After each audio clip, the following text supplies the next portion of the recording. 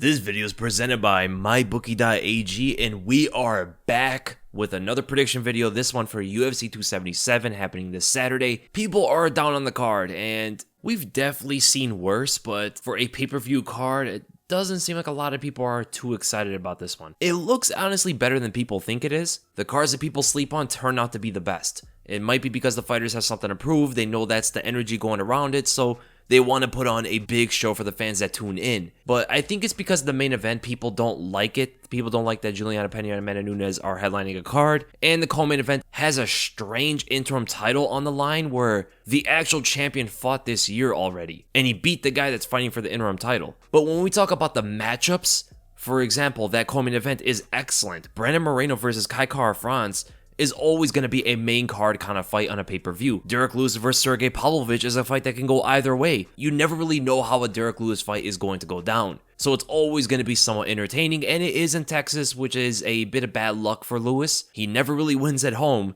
but he is pretty good against Russian fighters. So it's going to be interesting how that one turns out. I think Alexandre Pantoja versus Alex Perez is an amazing fight, one of the better fights in the whole card. Perhaps people don't like the flyweights, the smaller guys, and they're not so up for that one, but the matchup is great on paper. Magomed Ankalaev versus Anthony Smith is a great one. Smith can make a lot of things work in this, especially that it is 3 rounds, so he doesn't have to worry about gassing out as much. Ankalaev is more of a counter striker, and he has great wrestling, so he can kind of neutralize a lot of Anthony Smith's game, but at the same time, Smith is an experienced vet. He can find some openings in there, and his straight punches against the opposite stance fighter could make something work in that area. And in case it does go to the ground, Smith could be a dangerous grappler. So the way that his part is going to play, it can't be that he's going to try to win the majority of the fight, win by points. He's going to try to finish this fight. Trying to beat Magomed Ankalaev on points is nearly impossible. Alex Moreno versus Matthew Semmelsberger is an amazing fight. In my opinion, one of the best fights on the whole card as well. Two guys are very powerful, doing great things in their career right now, looking sharper than ever, especially Moreno. And these two guys always go for the finish, have a lot of power in their strikes. Drew Dober versus Rafael Alves is a great fight. Drakkar Klose and Rafa Garcia can be a war. And if you're into the less technical fights, but for sure is going to be a banger, look no further than Nikolai versus Ihor.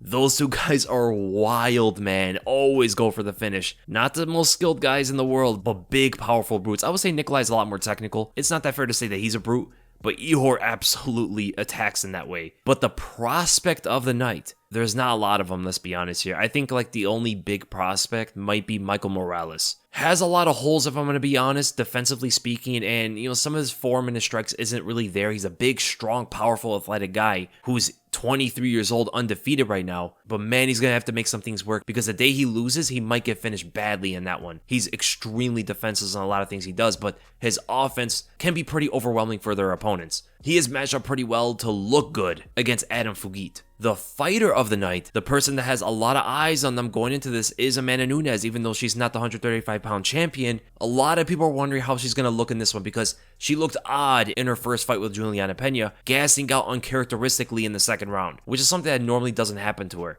She talked about injuries going into the fight. She had COVID and stuff. We all know how that can hurt your cardiovascular system. And technically speaking, a lot of people still believe she's far better than Pena. The odds show that as well, her being near a 3-1 favorite. The stake of the night, the fighter that is in hot waters, is Derrick Lewis. Even though he's coming off one loss, he's fighting the number 11 ranked fighter. If Pavlovich, who really doesn't have any notable wins to him, beats someone like Derrick Lewis, that's a far drop for Lewis, man, and he's the kind of fighter that can be easily figured out as long as he just doesn't land that power shot. So the waters are a bit simmering, but not lava hot for him yet. No fighter on this card is really in that bad of a state. The banger of the night, the most explosive fight, in my opinion, is Nikolai versus Ihor. Again, two guys are just going to go right at it. Nikolai's a little bit more of a counterpuncher, but throws a lot of power shots, doesn't really gauge much moving forward. Ihor throws his 6'3" body at his opponent. Caution to the wind, whatever happens, happens. And he always looks for that big knockout. And the fight of the night, in my opinion, is going to be Brandon Moreno versus Kai Kara-France.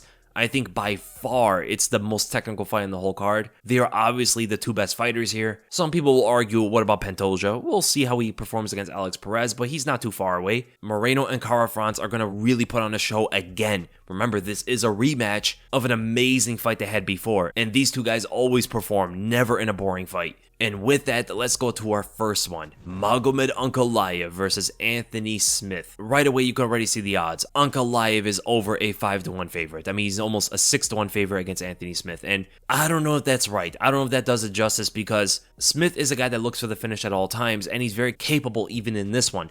Ankalaev is going to look to counter a lot, and he might look to take the fight to the ground and control Anthony Smith, but the fact that it is 3 rounds is going to give Smith a lot of opportunities to explode and use his athleticism. The guy has a sharp 1-2 combo. His hooks are awkward, whipping like punches. Perhaps they can get around the guard and stuff, but Ankalaev is really good at pulling away from shots.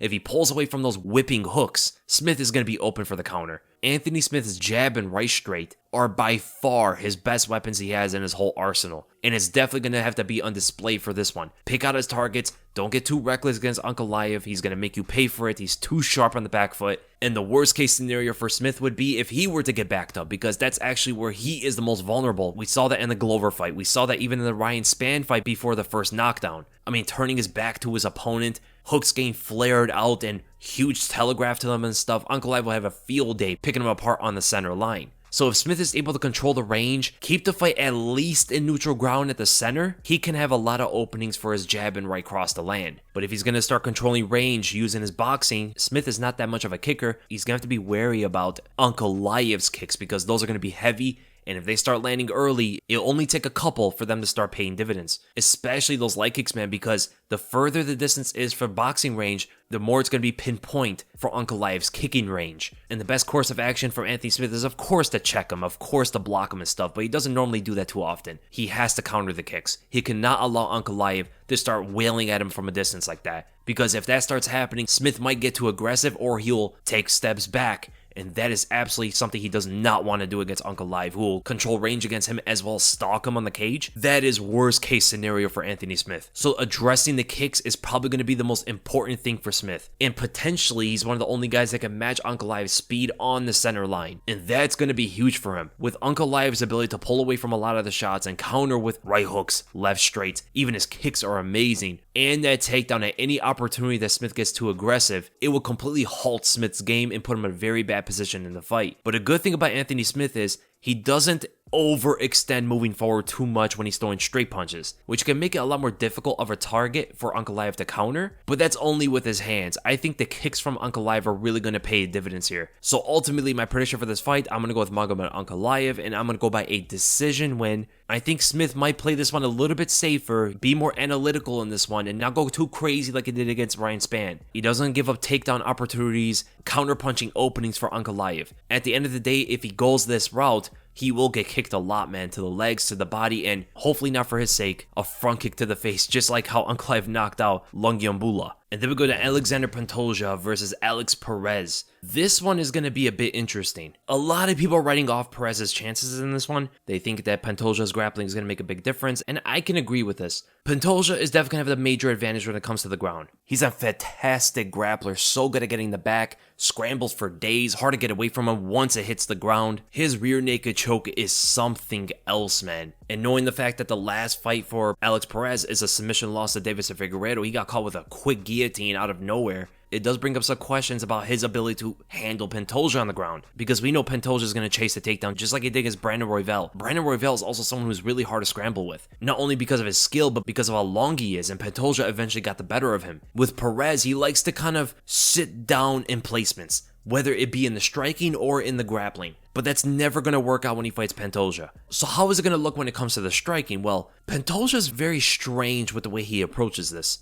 His defense is so calm. He just sways from shots, leans away from punches and stuff. Slower motions when it comes to his defense, but a lot of it tends to be effective. But then his offense is explosive. He goes after you. Big, powerful shots, overhands, left hooks, and attacks you with blast double legs. So you can see how it can catch a lot of his opponents off guard. They're trying to hit him. He's kind of just slowly moving away from shots, and then all of a sudden explodes with a big overhand into a takedown. And consider that Alex Perez doesn't have the best management of distance. You can see whenever he throws his punches, sometimes he's too close, sometimes he's too far. His biggest weapons when it comes to the feet are his kicks. Devastating kicks all over the place, from high kicks to low kicks. They're very fast, but at the same time, it's going to allow Pantoja to take him to the ground easier. So the best weapon that Perez has is a key for Pantoja to take it where he wants to fight. And Perez will pump a lot of jabs, throw a lot of feints with his left hand, but at the end of the day, Pantoja doesn't care about any of that. When he explodes, you're going to have to react to it, and I don't know if Perez has the tools in order to deal with it for the whole 3 rounds. So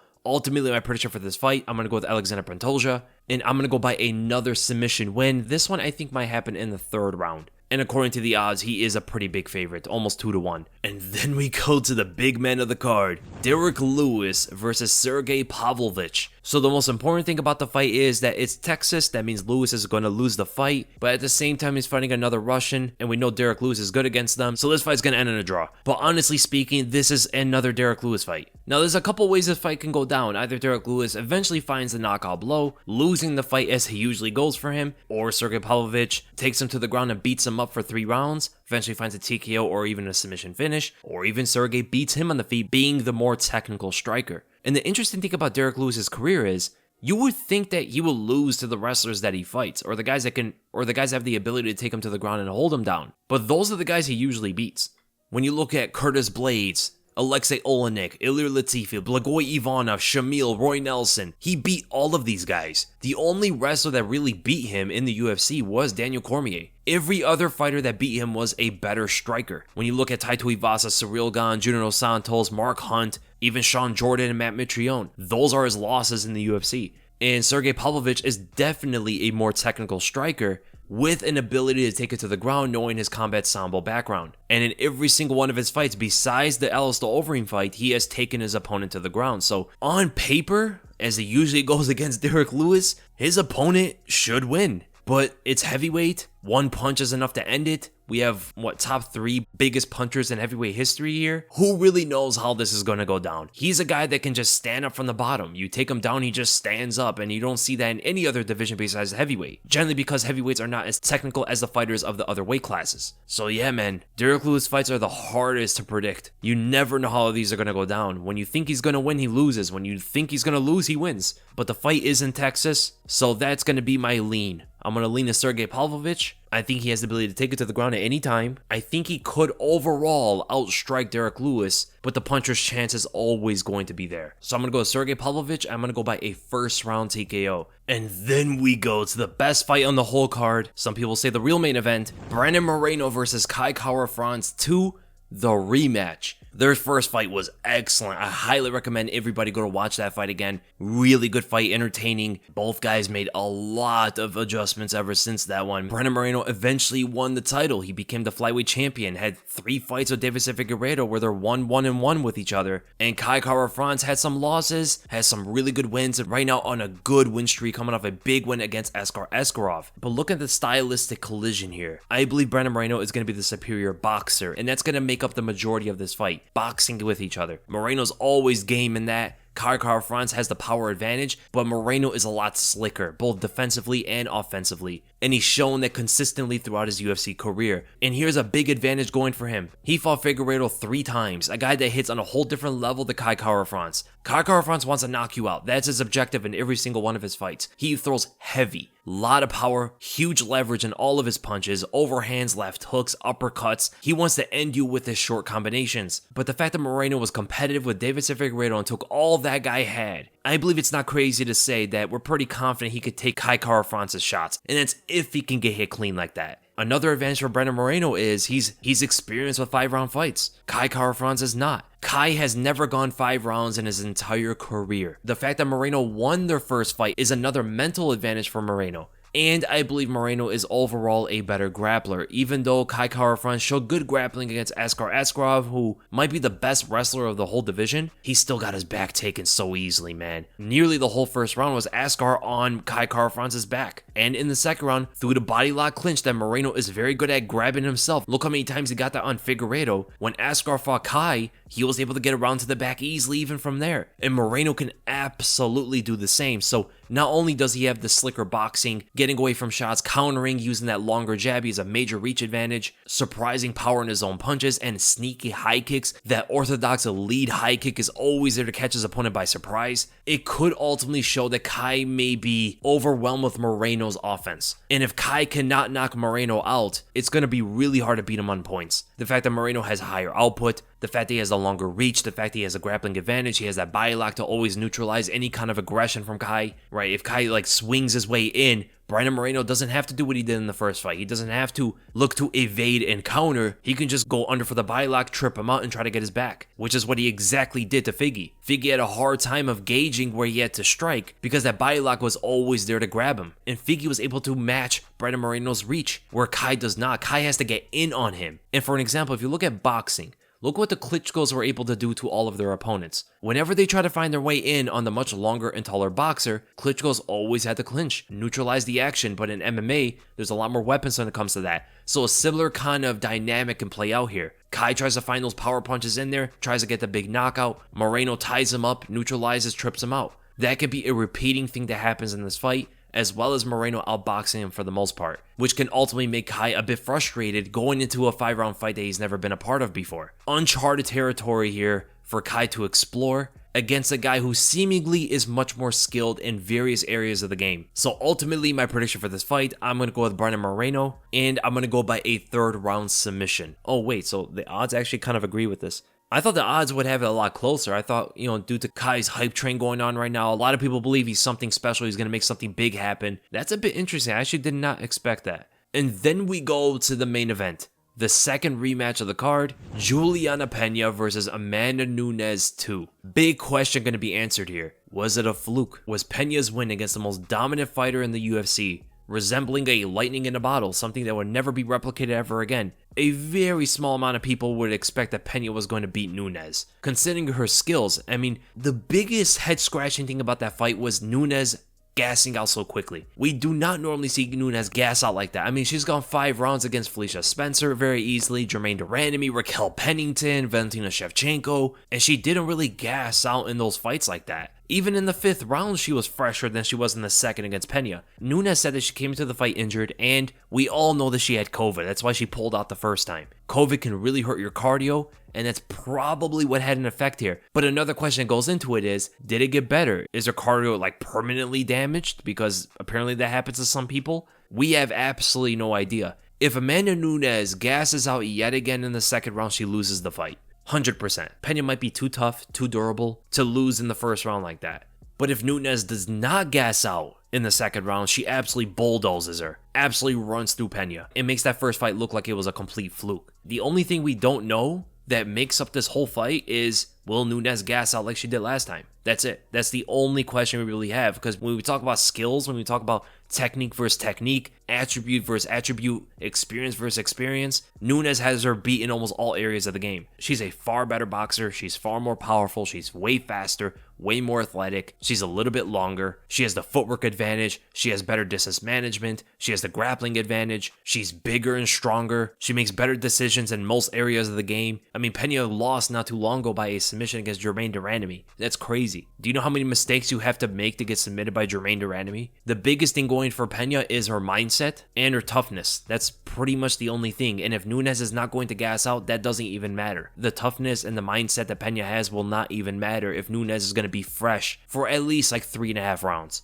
So ultimately, my prediction for this fight, there still is that unknown that I have absolutely no idea about. Nunes still might have a cardio issue because of whatever the case was for the first time. But if I have to pick a fighter, I am going to go with Amanda Nunes, and I'm going to go by a 2nd round submission. I think in this one, she's going to be able to tag Pena with a lot of the jabs from a distance, probably floor her or trip her out against the cage, and try to work her way to the back and get the rear naked choke. But we have to admit, man, it's a pretty tricky fight to predict because one way or another, it might look pretty easy for whoever wins. Maybe the first round for Pena, no matter what, is going to be difficult, but if Nunes starts to gas out, the fight might turn out easy for Pena. Whereas if Nunes is going to win, it's most likely going to be a steamroll. And that makes it a very interesting fight when you go and bet on it by going to mybookie.ag, because man, they have Amanda Nunes as a big favorite on the card, and many other big favorites actually throughout, as we just mentioned. Brandon Moreno is a big favorite. Alexandre Pantoja is a pretty big favorite. Magomed Ankalaev is a enormous favorite. I mean, minus 560 is crazy. I don't know if I would go that much. That's a bit disrespectful to Anthony Smith, and as you know about Smith, whenever someone underestimates him, as it seems like Ankalaev is doing, he turns up, man. He did it against Hector Lombard, Ryan Spann. He really goes for it when he feels like people are counting him out. Now, the interesting one is Orion Kosuke versus Blood Diamond. This is a fight that probably a lot of people who are going to be betting should be looking at, because it's a clear difference in styles here. Orion is a wrestler through and through. Doesn't strike too much, not really that good on the feet, but he's a pressuring wrestler that will shoot right from the beginning of the fight. Blood Diamond is a kickboxer who doesn't really have good takedown defense. If there is a fighter on the card that would be the safest to pick, and they're better odds than Ankalaev, for an example, or even Amanda Nunes, Orion is probably the fighter to look at. Man, Nikolai and Ihor is pretty much a pick'em. Michael Morales is a 6-1 favorite. He's the biggest favorite on the whole card. It is a good stylistic matchup for him, but he is very wild. Here's the other interesting one that everybody should be looking at. Hamdi versus Dontel Mays. They have Mays as a 2-1 favorite. Not that great of a grappler. Striker for the most part, doesn't really defend takedowns that well, and Hamdi is an Olympic Greco-Roman wrestler. But here's the issue with him.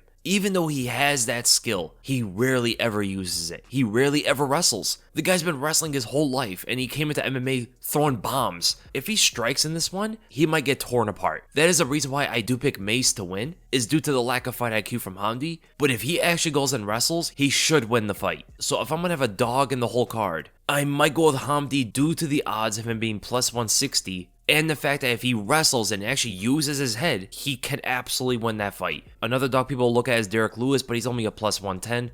Is not as rewarding as Hamdi. And with Lewis, it's more of a puncher's chance, whereas Hamdi actually has a path to victory here. It just depends if he wants to walk down that road. So as you can see, man, a lot of very interesting odds, a lot of big opportunities to win on this card. People are overlooking it, but it's a great card to bet on. And if you're going to bet on this card, make sure to go to mybookie.ag, because you can get their deposit bonus, where MyBookie will match up your first deposit all the way up to $1,000. That means if you deposit $100, you get another $100 on top of that. When you sign up, make sure to use the promo code WEASEL to activate this offer. That's promo code WEASLE to activate this offer. Again, visit mybookie.ag today, where you can win big. And that's ultimately the end of the predictions, guys. I hope you guys enjoyed it, and if you did, make sure to give this video a thumbs up. If you enjoyed my content, make sure to subscribe, and I'll see you guys in the next video.